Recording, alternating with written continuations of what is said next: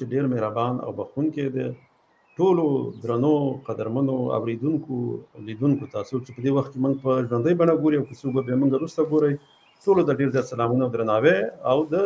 وی افغانستان تلویزیون ته ښه راغلاست. سیاسي بندي څوک دی؟ دا عنوان ما ځکه راواغوستو، نن زه خبر شولم چې جنرال مبین هغه طالبانو چې نیولې و هغه به د رسنو د لارې زه خبر شوم چې په 1.5 کال بند باندې محکوم شو او زندان ته ولېږل شو. مخکې زندان کې خو اوس د قضا د لارې هغه محکمه شو.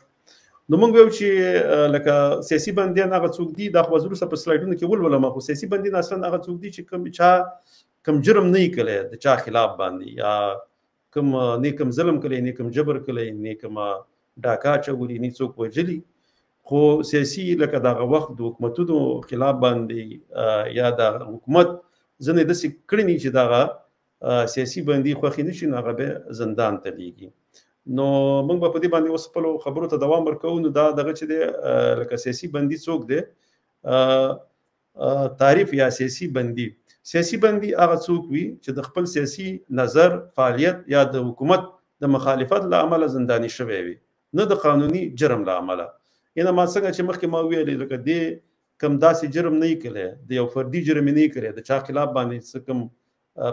داسې یو ناوړه کار نه یې کړی چې هغه د قانوني لحاظ باندې کوم جرم وګڼلی شي. خو دا داسې چې بس دا لکه هغه د وخت حکومت خلاف باندې یا د هغې په خلاف یا داسې یوه خبره کړي چې د هغه وخت د حکومت خوښه نه وي او د هغې لکه په ضد باندې هغه داسې فکر کوي چې دا زمونږ دغه اوسنی کوم جوړښت یا حکومت چې لکه دې ته زیان یا نقصان رسیږي، نو ځکه د خپلې ویرې او ډار له امله هغه یو کس چې بندي کړي هغه به سیاسي بندي. یعنې دا کوم دې کوم جرم کړی نه وي. نو موږ به وګورو، که موږ داسې وګورو نو دغه جرم موږ ته داسې نه ښکاري د جنرال مبین چې د اوسني نظام یا د کوم حکومت خو نه خو کوم د شخصي کوم داسې جرم یې کړی یا کوم غلاطي شوي یا کوم څوک وژلي یا کوم د چا حق خوړلی یا د چا مال یې غصب کړی، نو دا کار دی نه دی کړی. خو دې لکه څنګه چې په سوشل میډیا باندې لکه اوازه ده یا کوم خبرونه چې دي، دې به صرف دومره ویلي چې کوم وخت کې پاکستان ته د پاکستان هغه کوم دغه وفد چې افغانستان ته راغلی هغه ویل چې غله راغلي دي، طالبان ته ویل چې جبونه خپل ساتي چې څوک درنه جب نه وایي، کنه لکه داسې یو څه ویل شوي. لکه دا د دې سوشل میډیا دغه دي. نو موږ خپله موږ ته لا پوره معلومات نه دی راغلی چې په حقیقت کې به څه شوي چې دا په 1 کال او 2 میاشتو بند باندې دا محکوم شو. نو دا خو یو تعریف شو. بل سلایډ کې څه دي؟ زه دا بل سلایډ راولم چې دې کې ما څه لیکلي دي. بل دا ځانګړنې که نه د حکومت مخالفت کوي. د سیاسي بندي چې دی دا د حکومت مخالفت کوي، د بیان ازادي، دیموکراسي یا حق غوښتنه کوي،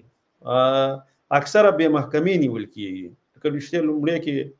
دغه چې و د جنرال مبین دا هم بې محکمې نیول شوی، د نړیوالو اصولو خلاف بندي کېږي، اکثره د اپوزیسیون یا مدني ټولنې غړی وي، لکه دا کوم سیاسي بندي چې وي لکه دې کې دا کار وي. نو په دې بل کې د بیلګه یو خبریال، لکه چې موږ ویو کنه یو خبریالي چې د حکومت فساد راپور ورکړی وي، یو فعال چې د مظاهرو مشري کوي، یو سیاسي مشر چې ناعادلانه محکمه شي، نو دا به دغه کو دا به خلاص کوي. اوس پایله داسې ده چې سیاسي بندیان د بیان، عدالت او دیموکراسۍ لپاره قرباني ورکوي. د دوی ملاتړ د بشري حقوقو دفاع ده. نو که موږ وګورو سید جنرال مبین صاحب خو د دیموکراسۍ لپاره کوم خاص څه نه کول، خو یو کار دی چې دغه د جونو کوم دغه چې ښوونځي چې بند دي یا پوهنتونونه چې بند دي، د دې لپاره خپل غږ پورته کوو او همیشه به ویلې چې دا باید خلاص شي. دغه کار یې کړی دی. بل دا کار یې کړی دی چې د پاکستان ډېر زیات خلاف او همیشه د هغې خلاف باندې خبرې کړي دي او خپل پوهاوي خپلو افغانانو پښتنو ته ورکوله، اینه چې دغه حکومت چې دی د پاکستان دا همیشه په افغانستان کې جنګ غواړي او دلته نه غواړي چې افغانستان پرمختګ وکړي. نو دا کار یې کوو. نو زه به دا چل وکړم چې راسا صاحب هم په دې لږې خبرې وکړي، بیا ته بیا زه نور موضوع باندې به وروسته راوسپړم. نو دلته بیا دا ما یو بل سلایډ هم جوړ کړی، دا به په دې باندې بیا بله ورځ خبرې وکړو. دا د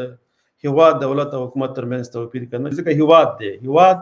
هیواد یو جغرافیوي ځای دی چې سرحدونه خلک کلتور او تاریخ لري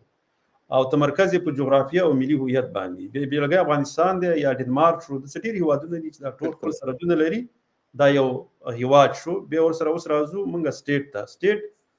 یا دولت یو سیاسي جوړښت دی